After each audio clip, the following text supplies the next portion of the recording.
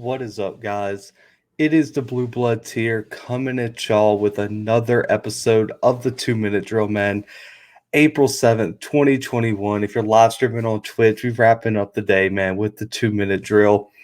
And we got one storyline today. And as y'all know, we've been going along this Jackson State season for a while now, been covering everything the Tigers, Coach Prime, and these boys do throughout the season. We've been recapping every game, talking about the biggest storyline. So we had to get to the breaking news today. Coming out of Jackson, Mississippi, Jackson State, Coach Prime announced that they're moving forward with a new quarterback. Jalon Jones, has been the starter all season for the first 5 games of the year. He's had some really, really nice performances, but he's kind of seemed to take he's struggled, I would say, to say the least, in the Alabama State game. But he really has seemed like he's taken a step back. He's thrown for over 1,000 yards, man, 11 touchdowns, 3 interceptions. But he's only completed 55% of his passes. I get that. All 3 interceptions have come in the past 2 games, which have really come against the best defenses he's faced this season.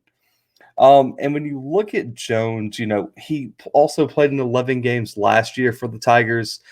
He threw for over 880 yards, 9 touchdowns that season.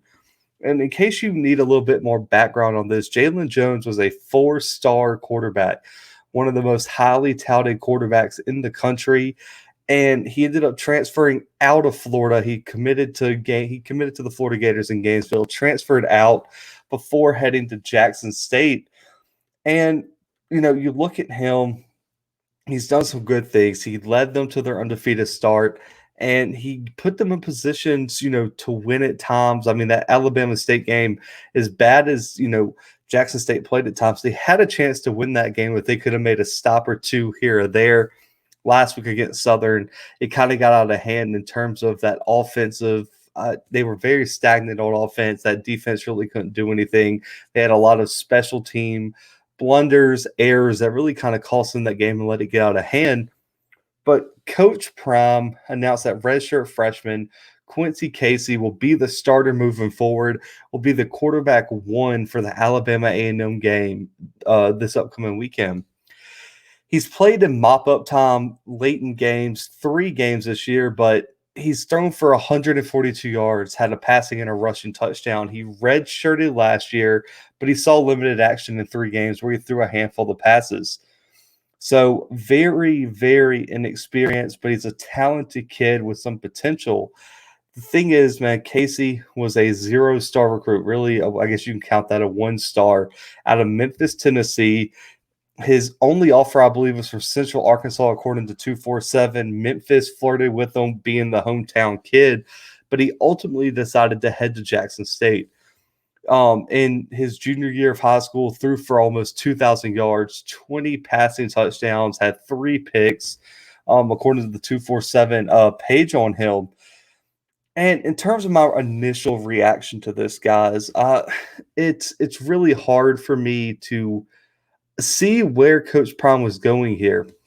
Yes, the offense needed revitalization in some ways. They needed a spark, but I don't think Jalon benching arguably someone who's been your best offensive player every single game just about this year was the way to go. I mean, we've talked on this podcast about how this offense has been Jalon Jones or bust. Those are the only 2 things that has really happened here for Jackson State. And now you're going to bench him and put in a kid who has thrown less than 30 passes in his career, has not had to lead the team into battle. He's not battle tested like Jones. I don't think his ceiling is as high as Jones.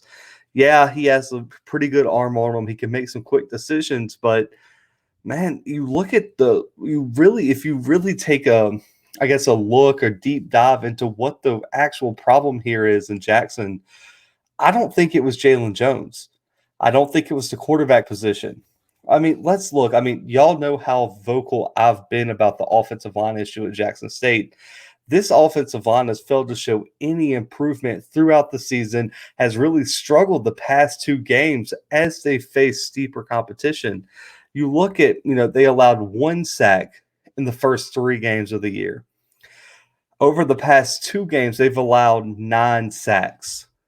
That is, I mean, when you're getting sacked 9 times in a matter of two games, that's just not a recipe for success. I don't care who your quarterback is. He could have put his son, who was a highly touted recruit who is transferred in but can't play this year due to transfer rules. I don't care if he's in there, and he's definitely got the most upside about any quarterback. You can't have this offensive line problem. You look at the tackles for loss too, allowed over 21 tackles for loss over the past 2 weeks. In the first 3 weeks, they never had a game where they allowed over 5. I believe they allowed 4 in the first 2 games and then 5 against in their third game. Another thing that really is connected to this offensive line issue is a lack of a true rushing attack. They haven't been consistent in the run game. Jalon Jones has been their consistent running attack. He's been able to get outside the pocket, make some plays with his feet. And so now you're going to take the versatility of this offense away by taking Jones out. He's much more of a dual threat guy than Casey is, in my opinion. Casey was a pro style quarterback coming out of Memphis, and he doesn't really show the athleticism that I think you're going to get from Jones outside the pocket. And you have offensive line issues. You don't have a very strong running game, and so you're putting more experience at the quarterback position. I don't know if putting all that experience at the quarterback position behind a weak, inexperienced, weak offensive line is the way to go here. The offensive line still isn't communicating blocks. They're not picking up blitzes. They're not picking up defensive schemes, and now you're going to expect a quarterback who's thrown less than 30 passes to be able to lead that unit to the next level. Jalon Jones made plays to get out of bad decisions by the offensive line on who to block. They allow so many free rushers that Jalon Jones was able to make miss or get rid of the ball to the right spot or find a quick open target. I'm not sure if Casey's able to do that just yet. I don't know if he's at the level that we've seen Jalon Jones play at. So this was kind of like going to Vegas and just betting all your chips on red. And I don't know if it's going to pay off. It might. They might come out this weekend against Alabama A&M, put on an absolute show. The offense looks revitalized, and this could become a moot point. But I feel like the more likely option is that you lose all your money. You go to Vegas, bet it all on red. You can go home with nothing too. And I think that's the more than likely situation for Jackson State. And I see this working out worse than a lot of people are giving it credit for. I think a change in offensive scheme was a better decision than benching your 2-year starting quarterback that was a 4-star recruit coming from Florida who was recruited by one of the best QB coaches in the country. Why aren't you running more quick passes? Why aren't you moving the pocket for Jalon Jones? Why aren't you putting Jalon Jones in space, putting him in spots to use his athleticism instead of making him stand in the pocket when there is no pocket because your offensive line isn't picking up blitzes, isn't recognizing anything from the front seven in terms of any opponent plans or schemes or anything. And also finding a way to establish a run game. Why don't you try different running backs? There's a little bit of depth there for Jackson State, but they haven't really went with the by committee approach on trying to find someone who can establish the run game. If you can't establish a run game and you have a bad offensive line, I don't see how Casey's going to be in a spot to succeed. And I definitely don't see how, you expect anyone to succeed in that situation. Also, you can point at the wide receivers. They haven't been finding ways to get separation off the line of scrimmage. If your quarterback only has a second or two to make a decision, you have to put those wide receivers in spots where they can get open quickly. You can't run these deep, complex routes because your quarterback's going to get killed. Or if he doesn't get killed, he's going to have to get rid of the ball before your wide receiver becomes open. That forces turnovers. We saw that with Jalon Jones. I believe it was the Alabama A&M game where they were trying to run a curl route, but it was a deep curl, and he had to throw it before the wide receiver broke, and the corner saw it first, and he threw it right into the corner because the corner bit on the route. You can't have plays like that. And if you're going to put an inexperienced quarterback back there, you're going to have a lot of those mistakes. I don't see how this is going to work. And when you look ahead at their opponent, Alabama A&M 2-0, one of their wins was from a forfeit because Alcorn State is not playing. And they've had 2 games postponed. Another one against Grambling, I believe, canceled. So they have not got to play football this year as much as they want. This team's going to come in hungry, motivated. And in their one true game, the Bulldogs had 3 sacks, 3 forced fumbles, and 2 picks. They play fast, physical, opportunistic football on that defensive side of the ball. And so this is going to be a real interesting task for Casey in his first start to go against Alabama A&M and the team that was preseason voted to win the East Division in the SWAC conference. You look at this team, they had 11 all SWAC selections in the preseason, including D lineman Marcus Cushan and linebacker Armani Holloway. These are both going to be players to watch and players that are going to make an impact on Casey. Casey and Jackson State, Coach Prime, everyone here, they're going to have to be able to score as well. People forget this Alabama State team was the #1 offense in the league last season.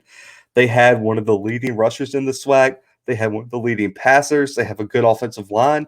And really and truly, they just need their defense to make 1 or 2 stops, and they can pretty much outscore you. They're going to be able to move the ball on the ground and through the air. Now, the key for Jackson State is to keep this low scoring. They have a great secondary.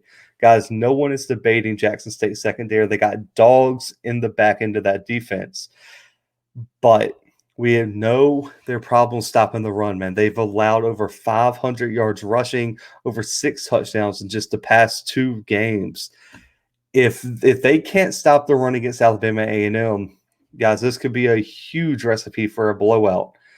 And, you know, it's Wednesday now, so I might as well offer my prediction for the game as we wrap this episode up. I'm expecting, man, if Jalon Jones was in the game, I would give Jackson State a small shot. But putting a first-time quarterback back there to start a game who's had limited snaps, limited availability, I don't think is great. I really think Jackson State's going to struggle early. I think Alabama A&M is going to be able to feed off their run game. I have Alabama A&M 34, Jackson State 10 this weekend.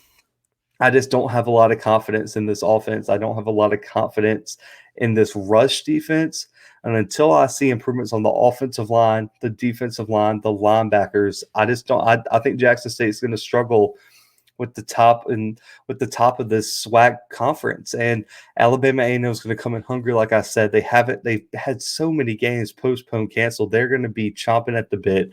They've had practice and practice and practice in it. I feel like they're going to be a fine-tuned unit coming out there, and they're going to strike early. And if Casey isn't ready, which I don't know if he's going to be, I think it could be a long weekend for Jackson State. I'm hoping I'm wrong, but I'm predicting a pretty big Alabama A&M win. And also, just a side note here as we wrap this up, there could be a thing. So we've seen Jalon Jones seem to get banged up a bit late in these games. I wonder if there's a nagging injury Deion and this coaching staff wants to try to get corrected as they make this deep SWAC run. So that's something else to look at moving forward. So if Casey struggles, is Jalon Jones going to be healthy enough? Is he going to be able to be put back in?